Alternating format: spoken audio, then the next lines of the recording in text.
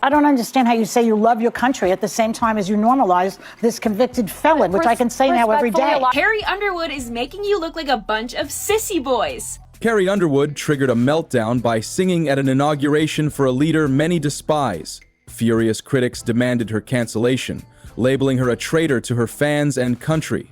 But what they never expected was how she would turn that controversy into her greatest triumph yet. Country superstar Carrie Underwood has spent most of her career avoiding political talk, but she's set to perform at the upcoming inauguration. From the moment Carrie Underwood belted out those first high notes on a televised singing competition, people sensed she was something special. She wasn't just another hopeful with decent chops. She had the voice of a veteran singer and a vibe that screamed America's sweetheart. After all, Carrie wasn't some flashy pop star looking to stir the pot with provocative acts. She was the down-to-earth Oklahoman who loved her family, her faith, and her music. But Wendy Sport took her blueprints and rode them. Carrie's personal image remained squeaky clean too. She avoided messy publicity stunts. No bizarre feuds with fellow artists, no tabloid-fueled love triangles, just a steady commitment to uplifting country ballads and heartfelt anthems. She said in a statement that she's doing it because the country must come together in the spirit of unity and look to the future. She acknowledged her fans, stayed gracious in interviews, and seemed genuinely uninterested in diving into the political fray. All of that made her meltdown in the headlines years later particularly shocking. For someone who rarely rocked the boat, Carrie Underwood somehow ended up in the crosshairs of a culture war with her name splashed across every social media feed. But I also think from a business standpoint, it's not a bad decision for Carrie Underwood. 75 million people voted for Trump, artists. Ironically, she hadn't changed. She was still the same performer who once declared she wanted her music to bring people together. Yet soon, she'd be called a traitor by some of the very fans who had been with her from day one. Anyone who's serious about music would consider performing at a presidential inauguration an incredible honor. You stand in front of the United States Capitol, you deliver a moving performance in front of millions of viewers, both live and televised, and you mark a historic transfer of power in the process. It's a bucket list moment for singers from every genre. So, when Carrie Underwood got that call, she said, yes, not with the intention of endorsing every policy or stance of the incoming president, but with the idea that celebrating her country was a privilege. She issued a statement along the lines of, "I love my country and I believe in unity. Singing at the inauguration is an opportunity to bring people together and look to the future." Hardly a radical position, right? Well, not so fast. Social media immediately erupted with voices calling her a normalizer of someone they despised. The accusation? By gracing the stage at that inauguration, Carrie Underwood was endorsing a leader they considered unacceptable. Within hours, the story gained momentum. Online petitions circulated. Hashtags popped up, urging fans to boycott her. In the blink of an eye, Carrie Underwood, once admired for her warmth and talent, was labeled a polarizing figure. The swirling debate wasn't just about music anymore. It was about whether an artist has the right to appear at a government event without facing a career-ending backlash. No modern controversy is complete without the talk show circuit weighing in, and this saga was no exception. A popular daytime show, often lauded for championing acceptance and free expression, went full throttle on Carrie Underwood. One host bluntly stated she'd never normalize a leader she believed was a convicted felon, and she couldn't fathom how Carrie dared to perform for someone so dangerous. Another co-host chimed in to say that if Carrie truly loved her country, she wouldn't be propping up this administration. The tone was pointed, the language was charged, and Carrie's critics ate it up. Suddenly, the mainstream coverage was all about how Carrie Underwood might have crossed the line. Among this swirl of outrage, though, a few voices of reason emerged. Some panelists noted that boycotting people over a difference in politics sets a dangerous precedent. They reminded viewers that just as Carrie Underwood has every right to perform, fans have every right to skip her concerts. But does that mean calling for her entire career to be canceled? The conversation splintered along ideological lines, overshadowing any nuance or moderation. Behind the scenes, social media trolls called Carrie a traitor to her genre. They predicted her downfall, claiming her ticket sales would tank. They demanded that country radio stations stop playing her tracks. Yet, ironically, for every detractor who vowed never to stream her music again, A new cluster of supporters rallied to her side, praising her grit for standing up to the loud minority. Within Carrie's fanbase, the divide became strikingly clear. On one side were fans who felt personally betrayed. They insisted that singing at this particular inauguration was a slap in the face to everything they believed in. Some declared they were through listening to her music. Others turned into part-time social media activists, tweeting relentlessly at her label to drop her. They demanded refunds for future concerts and posted videos of themselves tearing up her CDs or unsubscribing from her fan club. On the opposite side, you had fans who appreciated the nuance.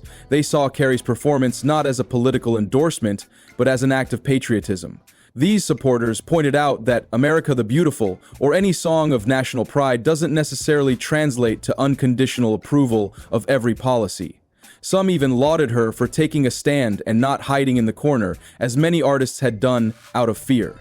Moreover, a new set of admirers started flooding Carrie's social media channels, people who typically felt country music was overshadowed by a more left-leaning entertainment industry. They hailed her decision, calling her brave and principled. In fact, some predicted that this single decision might open up a whole new fan base that would support her for years to come. The tension exposed a larger truth. In an era where public figures are urged to choose sides, a neutral or patriotic gesture can inadvertently become a lightning rod. Carrie Underwood was hardly the first celebrity to face a backlash for appearing at an inauguration. Think about how certain artists refused to perform at multiple past ceremonies. Yet the fervor around Carrie felt particularly intense, perhaps because she'd always been seen as a unifying figure, not a rabble-rouser. In the music industry, it's no secret that controversy can hurt or help your career. Some artists face swift repercussions when they speak out or even sing out against the status quo. Carrie's supporters argued she was simply celebrating an American tradition, not making a political statement. Still, the specter of cancel culture hovered overhead. Would big advertisers cut ties? Would her record label panic and try to distance itself? Surprisingly, or perhaps predictably, many major industry players did the safest thing imaginable. They stayed silent. Record executives offered no official statement beyond generic lines about respecting our artists' personal decisions. Corporate sponsors, mindful of not alienating customers, neither chastised nor endorsed Carrie's move. If there was any behind-the-scenes drama, it stayed out of the press. For a time, anyway. Then came a few high-profile comments from other country stars. One outspoken musician, John Rich, publicly praised Carrie for having the guts to perform at the inauguration. He took aim at unnamed country icons who quietly shared her views, but wouldn't say so out loud. While John didn't specifically call them cowards, he strongly implied that if they truly believed in bridging America's divides, they should speak up, instead of letting Carrie be the lone target. In interviews, John said something along the lines of, "I know there are some big names in country who supported the same stance Carrie took, but they're staying quiet to protect their endorsements and record deals. Meanwhile, she's out there taking all the heat. That ain't right." This open support marked a turning point. For every voice condemning Carrie, there was at least one calling her courageous. The controversy wasn't so one-sided anymore. It morphed into a debate about artistic freedom, label politics, and what it means to be a public figure who embraces both patriotism and artistic integrity. The fascinating part of this story is how Carrie Underwood handled it. She didn't hold a press conference to defend herself. She didn't go on a rampage tweeting back at haters. She didn't beg for forgiveness, nor did she issue a scorched earth statement condemning her critics. In other words, she refused to play the outrage game at all. Instead, she channeled her energy into what she does best, performing. Her next few concerts sold out in record time. She went on to receive nominations for multiple awards. Some she won, some she didn't, but the controversy didn't appear to slow her momentum. If anything, it created buzz around her upcoming projects. Fans wanted to see if she'd address the political backlash in her new songs. Some critics insisted her music would take a dramatic turn. Yet Carrie stayed the course, continuing to release tracks that stuck to her usual themes of faith, hope, love, and personal strength. Industry insiders noted that her album sales remained robust. Ticket demand was still through the roof. Streaming numbers climbed. Even the tabloids, which once had so little drama to latch onto, had no scandal to push beyond the inauguration fiasco. Eventually, the uproar began to wane.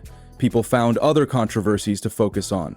Carrie's alleged sin of performing at a politically fraught event became yesterday's news, overshadowed by the next cultural flashpoint. Looking back, many fans argue that her silence was the wisest possible approach.